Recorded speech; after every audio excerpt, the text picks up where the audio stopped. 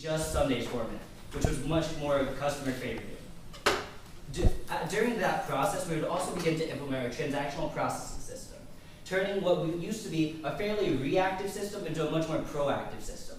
One of the chief benefits of this transactional processing system is that it allows Gettys to access a lot more information they can use to better place their new franchises, which leads us to our third focus. Really, Gettys has the capability to support up to 100 franchises, but only 40 have been constructed so far. So to really increase their brand and utilize India's fast-growing economy, we're going to suggest that they increase franchises at approximately 25% per year. To really support all these new franchises, though, we really need to begin to construct storage warehouses to ensure that even though these franchises are going to be dispersed, they're still going to have the same access to that high-quality product that is known for. And then we're going to eventually begin to expand our production capability, because there comes a point when we're going to need to support more than 100 franchises. And to do that, we're going to plan to build a new plant which will give us the ability to expand outside of Bangalore and Southwest India. Long term, our focus is to get away from just expanding to just Sunday for expansion and really increase profitability as well as introduce Gettys to new markets. To kind of display our short-term growth geographically, currently we're the top left circle, with the star representing current manufacturing capability and the circle representing the shipping radius. So given that it's ice cream, it melts. So to really get past that 3-hour transportation limit, we're going to build these storage warehouses located, shown as green rectangles, and they're going to go there and be able to support more of Southwest India. So to really make sure that our recommendation was viable, we did an in-depth financial analysis. What this means is that we forecasted sales, and based on our analysis, we predict a 7% sales increase, and that goes along with the current 25% projected sales growth in the market. So what we did was, after that, we realized that with not only increased sales, we would reduce costs, as well as decrease the net working capital requirements. So the initial investment of this data analysis system that makes it all possible is 700,000 rupees, like Brendan said. But the net present value of this project would provide approximately 113,000 rupees. So now I'm going to hand it off to Eric to talk about some of the risks of mitigation. Thanks, Kevin. With a really young company that's looking to grow, it's really important to assess the risks that we might encounter and then develop ways to mitigate those risks. So the first one is expanding too rapidly. We're looking to expand, as Kevin said, 15 stores in the next several years. So in order to avoid expanding too quickly, we want to make sure that we have a better receivables turnover ratio.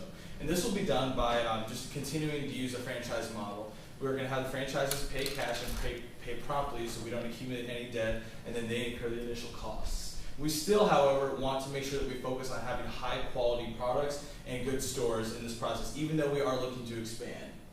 Secondly is a fluctuation of currency. The Indian rupee has fluctuated quite a bit over the past couple of years, and that's something that we definitely need to monitor.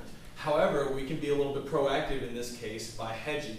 If we hedge a certain product or ingredient, then we're able to evaluate our costs for perhaps an entire year at a time and are able to plan in advance. So for instance, we could say we're going to buy oranges at a certain fixed price for that entire year, and we know what costs to expect. And finally, technology. We all have our smartphones and computers, and they work fantastic when they're working properly, but if they were to fail, it could create a huge logistical nightmare. So to avoid something like that, we want to make sure that we have regular maintenance on all of our systems, as well as backup controls that are in place in the event of an emergency. And then finally, we have our strategic implementation plan. As you can see up here, the first thing that we want to do is design, test, and install our new TPS. And this will be done for the remainder of 2013. So we'll start in the second quarter of 2013 with the design, followed the next quarter by the test, and then the quarter after that with the installation.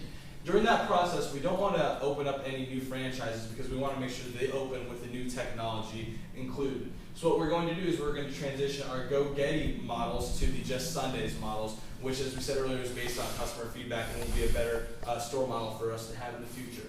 So that will be done during this design, test, and installation phase, and should be completed by the end of the first quarter of 2014. And then after we've transitioned to the Q system, we can open up our first set of 15 new stores starting about halfway through 2014, and they continued to do that through 2016, 2017, and 2018. Now, about a year or two down the road, we have to look at ways we can get the product to the stores efficiently and in a timely manner.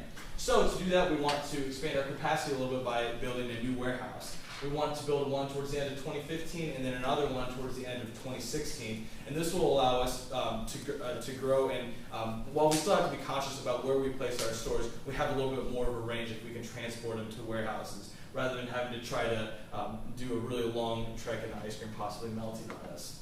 And then finally, in 2018, we would like to expand our capacity. Once we've hit that the maximum of 100 stores, we don't have any more idle capacity, and so we have to look at ways where we can increase the manufacturing level. And so that would be either from the current manufacturing plant, expanding that, or building a new one altogether. And now at this point, we'd like to open the floor for question and answer. Yeah, good job. Question, you spoke about not using past history data to make decisions in the business, that you were going to use 26 various elements to make decisions, correct? Well, so I was really referring to weather. So instead of using the almanac, for example, for weather, we could use actual weather projections given by meteorologists. But in terms of past sale data, that's what we got, so that's what we're going to go on. So definitely, we want to use historical data. It's got to be the right historical data. And we just think that weather forecasts are better than an almanac.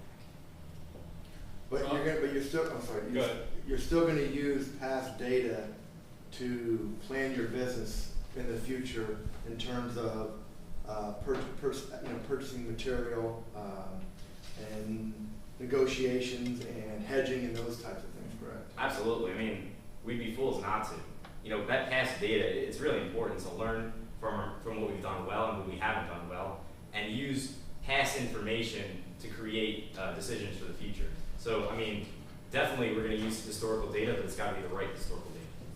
And I think that would also include when we look at suppliers for certain ingredients or products, that we want to make sure that we're developing relationships with these small amounts of suppliers to make sure that we're getting good quality products, and that's something that we can plan on. If we're getting a good product for someone, we continue to get it from them. So your investment in your automated real-time data system, so that when the consumer buys it, the warehouse knows they bought it. So that piece, is that what you're using to kind of control and manage your understanding of the demand? So you're getting your demand real-time, that piece. You're predicting the demand with the weather, and then you've got your historical sales behind you. You've got the growth. So you're kind of like an observational approach, or are you trying to change consumer behavior? Oh, one thing that our smart system is really going to focus on, it's taking all those aspects of taking the weather and then the historical costs and stuff like that, and putting it all into the system and then ranking it and then finding the most optimal solution based on all of those factors.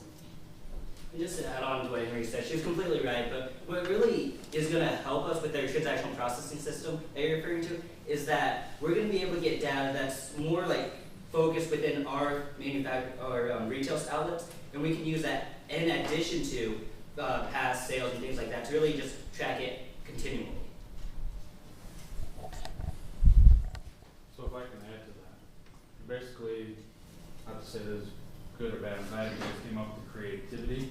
I was glad you didn't just go with the 4 choices they did. But basically, taking a bunch of cash and investing in this TPS system in hopes to shorten that lean inventory, so where something's bought, the next day or the next 2 days, the truck is delivering to replace that kind of lack in demand, right? Well, in addition to saving some costs, we also expect that this would increase sales. And the reason for that is, if you're going into the ice cream shop, and let's say you really want to get strawberry, but it's not there, well, maybe you might not buy an ice cream cone that day. So by making sure that there's less stock outs, we believe that we could increase sales, and we estimate by 7%.